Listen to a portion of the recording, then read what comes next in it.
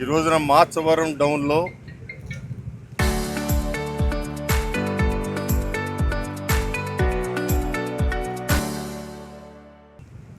చిరకాలంగా ఉన్న సమస్య పరిష్కారం కోసం నారా చంద్రబాబు నాయుడు గారి యొక్క ప్రత్యేక నిధుల్ని కేటాయింపు చేసుకుని నేను మన ఎంపీ గారు కేసీనేని గారు చిన్ని గారి యొక్క ప్రత్యేకమైన రిక్వెస్ట్తో 7 కోట్ల రూపాయలతో ఈ కొండ మీద నుంచి వర్షం వచ్చినప్పుడు మట్టితో కలిపి వచ్చే వరద నీరుని ఇక్కడెక్కడా కూడా రోడ్డు మీద కానీ డ్రైన్లో కానీ నిలవకుండా చిన్నగా కాలువలోకి వదిలే విధంగా డ్రైన్లోకి వదిలే విధంగా ఏర్పాటు చేయడానికి 7 కోట్ల రూపాయలు ఇవ్వటం జరిగింది. ఇది మాచవరానికి చిరకాలమైన సమస్య. దాంతోపాటు కొన్ని రోడ్ల కోసం అటు డెంటల్ కాలేజీ పక్క రోడ్డు కానివ్వండి, క్రీస్తుపారం రోడ్డు కానివ్వండి, వీటన్నిటి కోసం ఇవాళ 4 కోట్ల రూపాయలతో అక్కడ శంకుస్థాపన చేయడం జరిగింది. మొత్తం 11 కోట్ల రూపాయలకి శంకుస్థాపన చేయడం జరిగింది.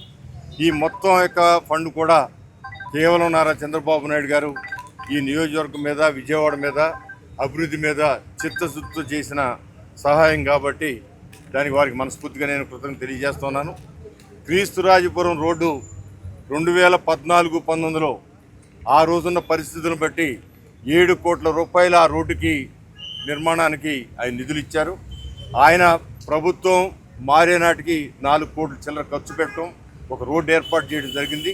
మిగతా అంగులు ఏర్పాటు చేయాల్సిన ఆ డబ్బుతో మిగతా మిగిలిన 3 కోట్లతో అంగులు ఏర్పాటు చేయాల్సిన ఆనాడు ఉన్న జగన్మోహన్ రెడ్డి గారి ప్రభుత్వం ఒక్క పైసా కూడా కట్టకపోవటం వలన రోడ్డు అనేకమైన ఇబ్బందులకి గురైంది.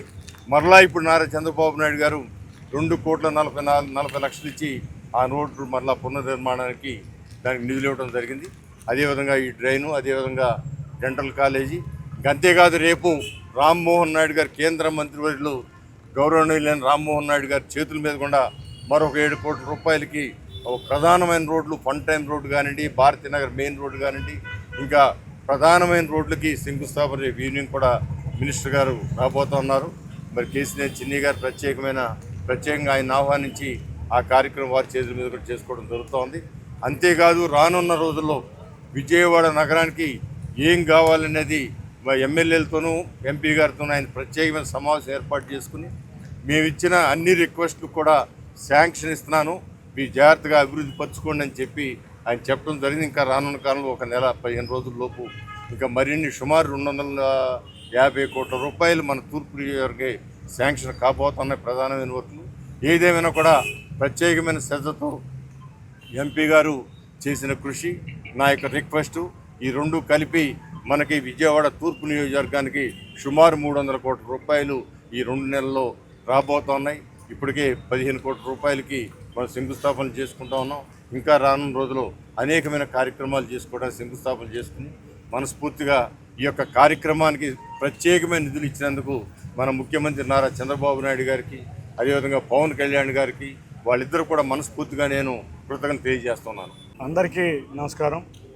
గౌరవనీయులు పెద్దలు తూర్పు నియోజకవర్గ శాసనసభ్యులు పెద్ద రామ్మోహన్ రావు ఆధ్వర్యంలో ఇవాళ రేపు 2 రోజులు కూడా సుమారు 14 కోట్ల అభివృద్ధి పనులు శంకుస్థాపన చేసుకోవడం జరిగింది.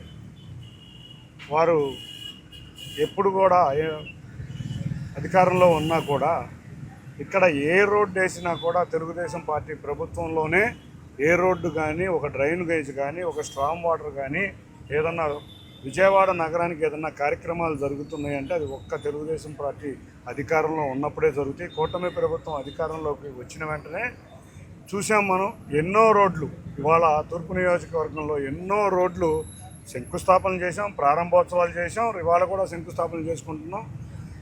అన్నిటికన్నా ముఖ్యంగా రామ్మోహన్ రావు ఆధ్వర్యంలో నేను వారి వెనక ముఖ్యమంత్రి గారి దగ్గరికి వెళ్ళి సమస్యల్ని ప్రస్తావించడం, అన్నిటిగా వారు నిరంతరం కూడా ముఖ్యమంత్రి గారి కార్యాలయాన్ని ఎప్పటికప్పుడు అప్రమత్తం చేసి ఆయన తీసుకొచ్చిన కృషి వల్లే ఈ రోడ్లు కానీ, డ్రైన్లు కానీ అతి త్వరలో ఇవాళ అమరావతిలో భాగమైన ఇది విజయవాడ నగరం కూడా అమరావతి అంత అభివృద్ధి చెందాలని గౌరవ ముఖ్యమంత్రి నారా చంద్రబాబు నాయుడు గారి కోరిక.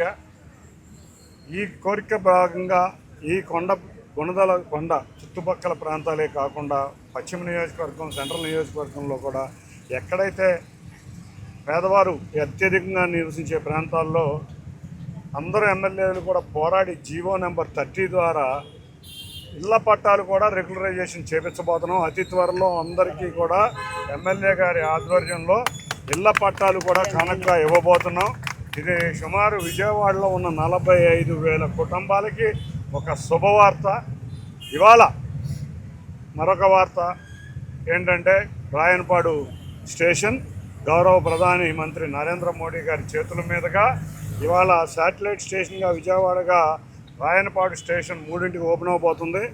వీటన్నిటికీ మించి రేపు మార్చి, ఏప్రిల్ కల్లా ఈ ప్రాంతానికి అతి దగ్గరలో ఉండే గుణదల రైల్వే స్టేషన్ కూడా గౌరవ ప్రధానమంత్రి గారి చేతుల మీదుగా ప్రారంభోత్సవమై ఇవాళ గుణదల్లో కూడా ఈ ప్రాంత వాసులకి సరిపడే విధంగా 2 ROBలు కూడా కేంద్ర ప్రభుత్వం ఆధ్వర్యంలో శాంక్షన్ అని మొన్నే ఒక శంకుస్థాపన జరిగింది. రేపు నేను, రామ్మోహన్ రావు గారు, ఉమా గారు కలిసి ఏలూరు రోడ్డు టు మళ్ళీ